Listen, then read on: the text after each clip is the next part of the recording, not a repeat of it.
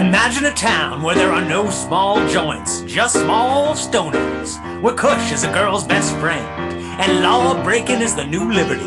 It's the Hollywood Hemptress Hour, hosted by your honey blonde Hemptress, Tere Joyce. Yeah!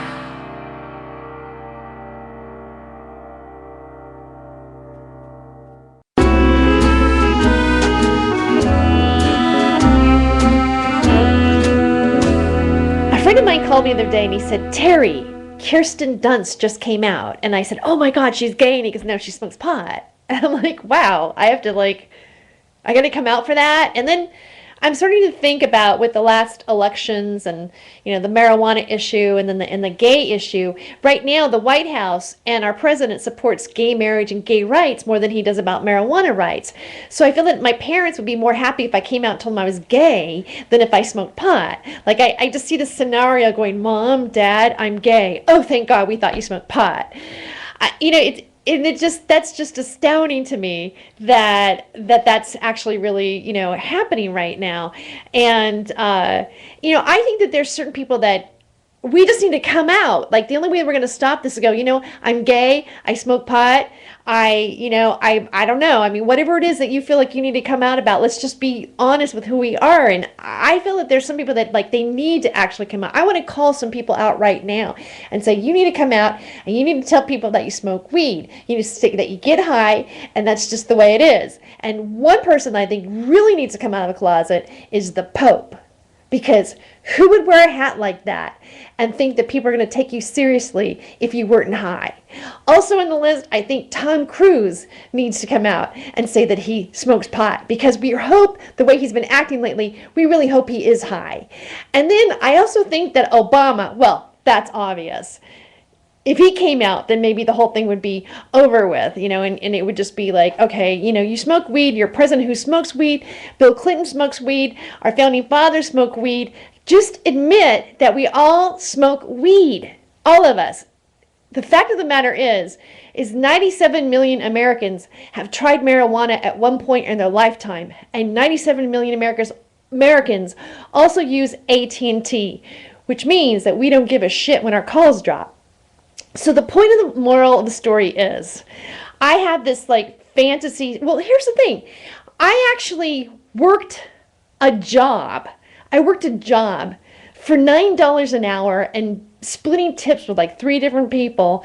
And they made me sign a contract. I had to sign a contract saying that I wouldn't talk about my marijuana activism with any of the customers. And yet, later on, I found out that the owners that made me sign the contract, actually smoked pot. I'm like, really? That's like being a Republican who's against gay marriage or gay rights, and you're getting hand jobs in a bathroom at the airport. It's like you are even worse than that.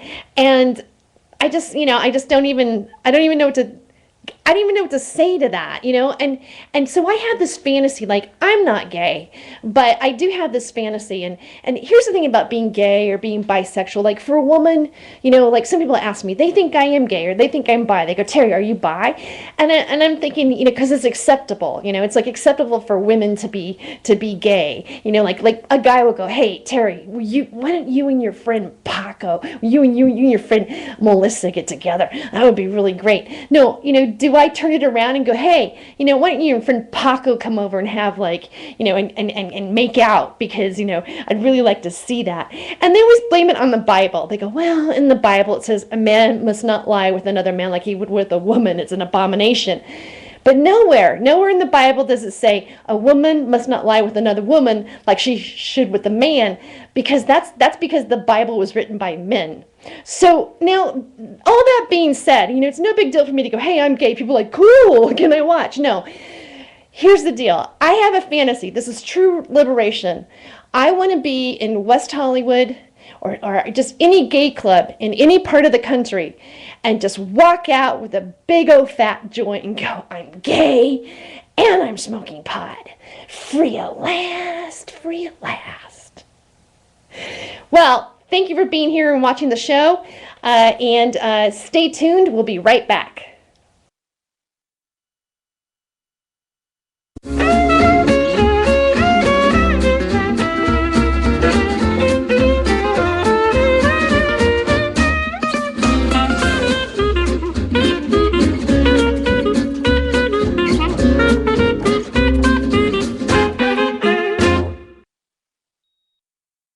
MedMan Passion is the mobile medical cannabis delivery service for Tri-Cities, Washington. MedMan Passion features over 25 strains of medical cannabis and mini edibles to choose from, like pineapple and raspberry suckers, chocolate brownies, along with chocolate, blueberry, and banana muffins, and lemon poppy, a patient favorite. MedMan Passion also carries lines of safe, potent hashes, keef, hash oil, vanilla drops, including their famous Dragon Drop tinctures. They also have cooking oils full of THC and CBDs for your cooking pleasure. All of their products are natural and butane-free. Check out MedMan Passion at www.medmanpassion.com or give us a call at 509-551-5105. MedMan Passion Legal Cannabis Delivery. Open 5 days a week from 11 a.m. to 7 p.m., Monday through Friday. Saturdays by appointment only.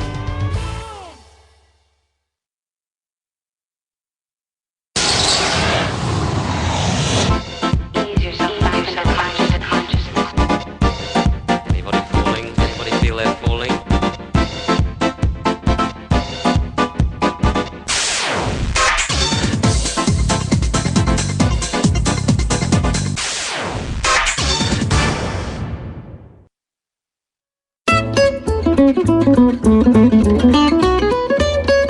Welcome back to the show. Right now we have the Compassion Flower Report with Dege Coutee right here online. Hello, Dege. Hi, Tere. How are you? I'm doing good. So there's some exciting things going on with the Patient Advocacy Network, and one of them is the Campaign 420. Let our viewers know what that's all about. Well, we're just getting it kicked off because, as you know, we just had our presidential inauguration. And not only does that give our president his next 4 terms, but it also means that all of the new senators or sitting senators and congressional members have been sworn into their positions for the new year, as well as I'm sure it's escaped everyone's mind. But in 2010 we had a census. And the whole purpose of that census was to divide our legislature and our tax dollars fairly among everybody. Those census lines just took effect. Some people may find that when they go to look up their congressional member, they're going to find that they might be in a new district and actually have a new congressional member now. So now that all of that is finally in place, we're going to be kicking off Campaign 420. And basically what this is, it's a pledge from everybody in this country who wants to see an end to cannabis prohibition to vow that they will contact their congressional member every month between now and April 20th of 2014, where everyone who's participated in the campaign across the country will then meet in Washington, D.C. To let Obama know it is time to end marijuana prohibition. We can't keep piecing this together state by state. We need a change on the federal level. And that's what we're going to be asking for. So we're hoping everybody will get involved. Our kit is just about completely together that we'll be downloading and people can have access to. So encouraging everybody in the meantime, go to our website, sign up for our email updates so that you can get Campaign 420 information in your box as soon as possible. It's also a huge undertaking financially for an organization, so we're looking for sponsors for that. And ironically enough, Terry, if we can get 420 people to donate $420 each, we have what we need for the campaign to invigorate Congress and get a bunch of people to Washington. All right, well, let's find those 420 people. And you know how we're going to do it is that we're going to be doing, we're going to be social networking and also doing fundraisers online, doing shows, giving people entertainment, and allowing them to donate to the cause of the 420 campaign. Thank you so much. Sure. There's already a donate button for the Campaign 420 on our blog. So if people go to our website, cannabissaveslives.org, they can donate there to our general fund. But if they specifically want to donate for Campaign 420, they can donate $420. They'll be named as a sponsor of the program, and we'll keep them in touch with everything that's going on. Great. Give $420. All right. I just want to say $420. All right. Thank you so much, Dege, and we will catch you next week. And thank you so much for giving us the Compassion Flower report today. Thanks. That was Dege Coutee with the Compassion Flower report. Stay tuned because there's more Hollywood Hemptress Hour.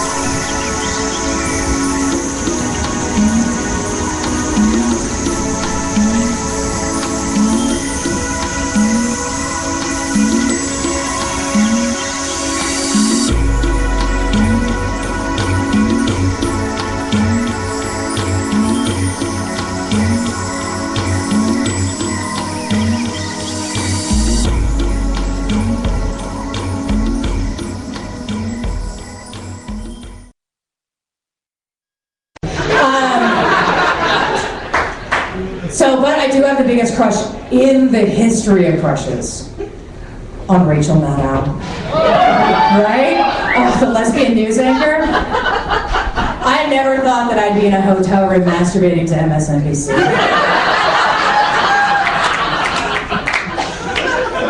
So hot. So I wrote a song about it. Does everybody want to hear it? Yeah! Can I get a little bit more response than that? One day I was watching MSNBC. I saw a short haircut and oh Lordy me, Rachel Maddow, your interview skills are out of sight. It's CNN in the daytime, but you tuck me in every night.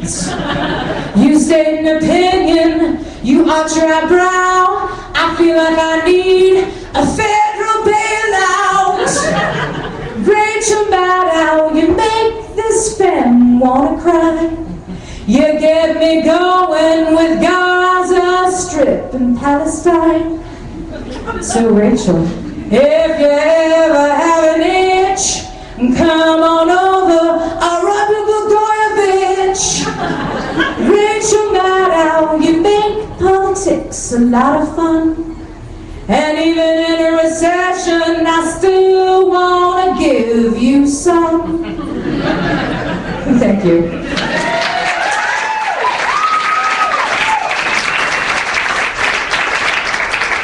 And I mean every word of that song, too. Except for lately, she's been talking about Afghanistan and the BP oil spill. So she's been going on location, which is great because it makes me feel like we're role-playing. I wish that was a joke. So my partner.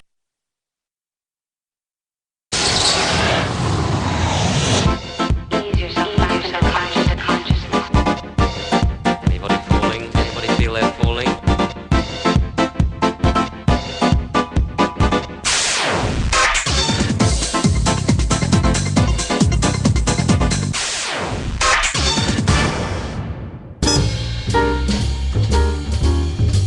We're back. That was a clip of Belinda Carroll, stand-up extraordinaire. She is with us here in studio today. She is one of the most talented and leading comedians in the lesbian community. She's an advocate for gay rights. She also has appeared on Grimm, MTV, and she's in the new lottery commercial that's out here in Portland, Oregon. She also writes for certain publications such as The Advocate, Curve Magazine, and PQ Weekly. Let's welcome Belinda Carroll. Hi, how you doing? Good, how are you? Good. So, Belinda, we had some exciting news happen today. We did. Yes. I'm very excited. Gomer Pyle got married. So Jim Nabors, the guy that played Gomer Yes. Pyle back in the day, got married. He got married to a man. Uh-huh. So we're very excited about that. Congratulations, Jim. Because he's 82, and they've been together for 38 years. Wow. So yeah, That's longer than most heterosexual people. That's well, not most, but I mean, 38 years. I mean, it's longer than I've been alive. Like, that's crazy. Yeah. I only was in a relationship for 4 months, and no, I made a mistake. 4 years. It felt like 4 months. No, it was 4 months, but it felt like 4 years. I don't know, but I used to say that my relationship lasts as long as it took to retouch the roots of my hair. No, it's true. It's true. It's like new hairstyle, new girlfriend. Like, I'm the same way. I understand. Sorry to my current girlfriend. So you were in a relationship now. Yeah. Isn't it weird how you can't admit it? Well, I don't know. Well, I was single for 2 years, so I'm so used to being single. We were at a comedy show one night, and I was playing at the Tonic Lounge, and one of the comedians was on stage, and he was like, "Who here is single?" And I totally clapped, and I was like, "Oh, I'm so sorry," because I'm just so used to being single, you know. Oh, yeah, that's a faux pas. So 38 years together, I can't even like picture that in my head. Like, I don't even know what that would look like for me. Like, that's crazy. Now Facebook is important. Like your status, your relationship status, whether you're single. I'm in a relationship with myself on Facebook. Oh, you are? Yeah. I just say single, or I haven't. Well, I am single. One Tere, day I'll Joyce be is like single. in a relationship. Right. Or I live like it's complicated. Right. Yeah. So and the poly people are complaining that they don't have multiple relationship statuses on Facebook. Oh. So they can't be in relationships with multiple people, which I personally would love just because I want to mess with people. That's yeah. I've read about poly. I've kind of wondered about poly stuff. We can have that conversation at a different time. That's a whole nother show. Because it's like a 3-hour show. Right. Yeah. So now there's a big correlation. One of the reasons why I want to have you on the show is between the gay issues. Gay marriage, as well as marijuana. It seems like politically they're intersecting with one another in terms of like what we're voting on and how we're shifting culturally. And I agree. Yeah. I think that people throughout the gay marriage issue and the marijuana issue kind of understand now, or are beginning to understand that both things are kind of innocent. Like they've been demonized and they've been, vilified and all of those things. But the fact is that they're not destroying. Like Massachusetts approved gay marriage back in 2004. So that's been around for 9 years, and they're finding that their divorce rates are actually lower than before they legalized gay marriage, and that kind of thing. So there's a correlation because the same thing. Pot doesn't kill people. Yeah. Never. Right, never in the history of mankind has pot ever killed anyone. Not one person. Not even one person. Aspirin has killed thousands of more people than pot. Literally. Yeah. And they're finding out that pot actually increases the amount of dopamine receptors in the brain, and they're discovering all these great things about what marijuana does for the brain. And so anyway, so they're discovering that although these things have been rumored to be horrible, they're in fact, beneficial to society, over the long haul. Cause I was telling you, you can, if you have a hangover, it's your body's reaction to alcohol being a poison. Yes. Right. Mm-hmm. And so, and we've, almost all of us have been hungover at least once in their life, and there's never been a time where I've smoked pot and been like, oh man, I shouldn't have smoked so much pot last night. Like, that doesn't happen. No. Ever. Yeah. So, and I think, it's the same thing with the same-sex marriage thing. People are discovering, oh wait, it's not the downfall of society. It's not Gomorrah, Solomon and Gomorrah. Yeah. It's not any of that. It's just two people that love each other that want to have a mortgage and a retirement plan. It's the same thing. You know what I mean? I mean, you can't. I know this because I actually took care of an elderly woman who was part of Gay Hollywood. Her name is Janet Stewart. Just a little plug for Janet, but she was in the movie Strangers on a Train. Nice. Yeah, in the 40s, right? Oh yeah. I mean, yeah. That's cute. She's actually was on the Andy Griffith Show. She was the comedic relief before they hired Don Knotts and Ray Milland and Perry Mason, and her and her partner were together for 36 years. Mimi died 10 years before I moved in, and as her health began to ail her, she got sick, went to the hospital, and literally it was by a stroke of luck that I was able to actually go in and say, hey, I'm the person who's been taking care of her, blah blah blah blah blah, because she would have not had any one there for her, Yeah, support her. yeah. I mean, you can't see people if they're not married. You know, I mean, you can't just go, well, this is my partner. They're not going to let you in. Right. Right. So now. And now Obama just passed a hospital act. P.S. and by the way, a hospital legalization act, where it's actually federal now that if you are a partner, you can go in with your partner. That is a legal federal law. So for anybody out there that's like looking at their partner being sick and worried about, I can't go into the hospital with them, it's now legal federal law if you say I'm their partner that you're allowed to go into the hospital with them. So that's really wonderful. Oh yeah, Obama's been great for the gays. Yeah. Like, oh my God, I'm thrilled with him. Yeah. Yeah, he really has. He's really helped out that issue. Now, one thing that we did have happen here, well, not really here, but the state right next to us, is both initiatives in Washington, the legalization of marijuana for recreational use as well as gay marriage was passed. Right. Yeah, and interestingly enough, it's the only time Vancouver, Washington's been cooler than us. So. Never thought I'd see the day, but it's true. Yeah. So that was a big victory too. Right. So now this is an exciting time for you. Do you feel that it's exciting because of all this momentum going on, and then you're also like a stand-up comedian talking about these issues, and you're so passionate about it? I mean, do you feel that you're part of a pulse of that cultural change? I think I'm losing my excuses. That's what I think. I can no longer be like, but baby, it's not legal, but I love you. No. Yeah, I do. I feel like that. The thing is that I've been an activist for coming up on 20 years now. So, because I'm 100 years old. No, I became an activist when I was 15. So I've been an activist for 20 years. So this has been a long, hard, struggle for like 20 years. And it's so interesting. Like in the last 5 years, the cultural shift. I mean, it was immediate. And I think it has a lot to do with social networking. Because of the fact that we're on the internet and we can see like people's lives and that kind of thing, and see that queer people's lives are not much different than anybody else's lives. Yeah. And but yeah, so you seem like you have more fun. I mean, we have better parties. Yeah, that's really better parties. I mean, people dress better. Right. We have all the drag queens. Yeah, not very many straight drag queens. Right. I've met a few, but not very many.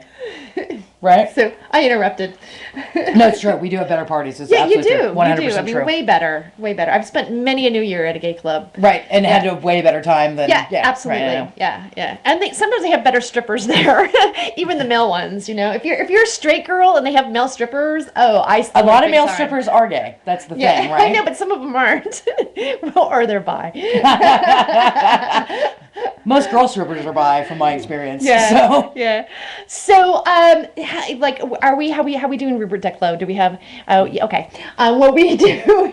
He gave us this you need to wrap it up. Well, I can't wait to have you back. Yeah, totally. Let's do that. That'd be great. And so, and this is the moment to do a shameless plug on all your any websites, anything going on that you'd like to plug right now. BelindaCarrollComedy.com. I can be found on Facebook at Belinda Carroll Comedy, and my Twitter handle is Belinda Comedy. I'm also working on a webcast, much like this one, that's going to be called The Ryle of Lesbos, and so look for that soon. Yeah, and hopefully right here on Atomic Comedy Network. So stay tuned. I will be right back with Shiloh Jinglefoot with G-licious Dishes. With over 10 years of experience practicing in both state and federal court, Todd Harms is the highly experienced criminal defense attorney you need to protect your rights in Tri-Cities, Washington. The law office of Todd V. Harms handles the full spectrum of criminal cases. Whether it's a major federal drug conspiracy or DUI, he will bring all of his experience and skill in defending you. No case is too small or too complex. The law office of Todd V. Harms will help you defend against all criminal charges from DUIs to drug conspiracies. Restore your firearm rights. Vacate a conviction, expunge non-conviction data, and recover drug forfeiture property. With Todd Harms as your attorney, success means understanding your goals and bringing his extensive experience and expertise to gain the best possible outcome for you. His reputation depends on it. Contact the law office of Todd V. Harms today to schedule your initial consultation at 509-943-1800 or visit him online at www.toddharmslaw.com.